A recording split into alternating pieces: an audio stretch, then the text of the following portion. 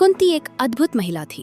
पति की मृत्यु के बाद कैसे उन्होंने अपने पुत्रों को हस्तिनापुर में दालिक करवाकर गुरु द्रोणाचार्य से शिक्षा दिलवाई और अंत में उन्हें राज्य का अधिकार दिलवाने के लिए प्रेरित किया, यह सब जानना अद्भुत है। एक स्त्री की संघर्ष कहानी में द्रौपदी का नाम तो लिया जाता है, लेकिन कुंती की कम ही चर्चा होती है। आओ जानते हैं कुंती के बारे में कुछ रहस्य जिन्हें आप शायद ही जानते होंगे, और ये भी जानेंगे कि उनकी मौत कैसे हुई। पहला रहस्य, नहीं मिला माता पिता का प्यार। यदुवंशी राजा शूरसेन की पृथा नामक कन्या और वसुदेव नामक एक पुत्र था। पृथा नामक कन्या को राजा शूरसेन ने अपनी बुआ के संतानहीन लड़के कुंती भोज को गोद दे दिया। कुंती भोज ने इस कन्या का नाम कुंती रखा। इस तरह पृथा अर्थात कुंती अपने असली माता पिता से दूर रही, जैसे दशरथ ने अपनी पुत्री शांता को अंग देश के राजा रोमपद को गोद दे किया था। दूसरा रहस्य, श्री कृष्ण की बुआ थीं कुंती। वसुदेव का विवाह कंस की बहन देवकी से हुआ। देवकी से श्री कृष्ण का जन्म हुआ।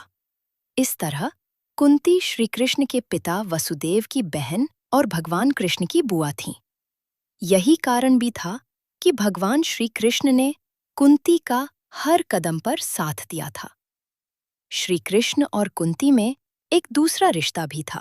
श्री कृष्ण और अर्जुन आपस में सौतेले भाई थे, लेकिन जब अर्जुन ने श्री कृष्ण की बहन सुभद्रा से विवाह किया तो वे आपस में जीजा साले भी बन गए। तीसरा रहस्य दुर्वासा ऋषि ने दिया। देव आह्वान मंत्र। कुंती अपने महल में आए महात्माओं की सेवा करती थी। एक बार वहां ऋषि दुर्वासा भी पधारे। कुंती की सेवा से प्रसन्न होकर दुर्वासा ने कहा, पुत्री, मैं तुम्हारी सेवा से अत्यंत प्रसन्न हुआ हूँ।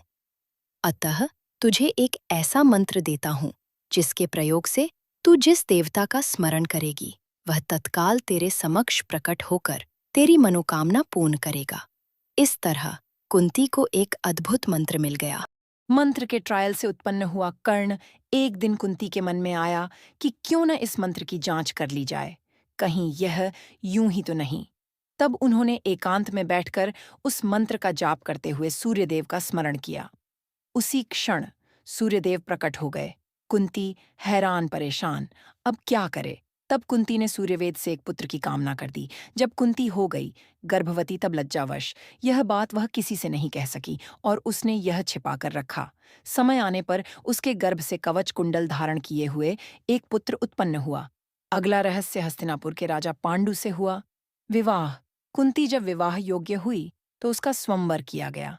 स्वयंवर सभा में कई राजा और राजकुमारों ने भाग लिया, जिसमें हस्तिनापुर के राजा पांडु भी थे।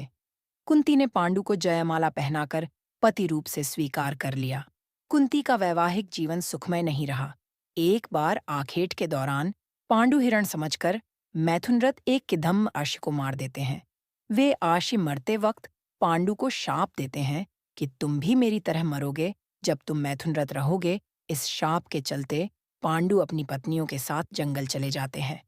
पांडु को 2 पत्नियां कुंती और माद्री थीं। अगला रहस्य, जंगल में पुत्रों का जन्म। जंगल में वे सन्यासियों का जीवन जीने लगते हैं, लेकिन पांडु इस बात से दुखी रहते हैं कि उनकी कोई संतान नहीं है और वे कुंती को समझाने का प्रयत्न करते हैं कि उसे किसी आर्ष के साथ समागम करके संतान उत्पन्न करनी चाहिए। कुंती इससे अनकार करके वह अपने वरदान के बारे में बताती है। तब पांडु की अनुमति से कुंती धर्मराज का आह्वान करती है। इससे उन्हें युधिष्ठिर का जन्म होता है। फिर क्रम से वह इंद्र से, अर्जुन और पवनदेव से भीम को प्राप्त करती है। अंत में कुंती माद्री को भी वह मंत्र सिखा देती है जिसे दुर्वासा ने दिया था। तब माद्री 2 अश्विन कुमारों का आह्वान करती है, जिससे उन्हें नकुल और सहदेव नाम पुत्र की प्राप्ति होती है। अब जानते हैं आखिरी रहस्य, पति और सौत की मृत्यु से अकेली रह गई कुंती। एक दिन राजा पांडु माद्री के साथ वन में सरिता के तट पर भ्रमण कर रहे थे। वातावरण अत्यंत रमणीक था और शीतल मंद सुगंधित वायु चल रही थी। सहसा वायु के झोंके से माद्री का वस्त्र उड़ गया।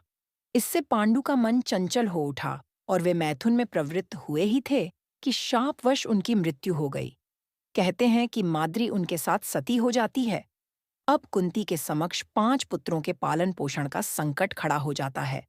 बस यहीं से कुंती के जीवन का नया संघर्ष प्रारंभ होता है। दोस्तों, अब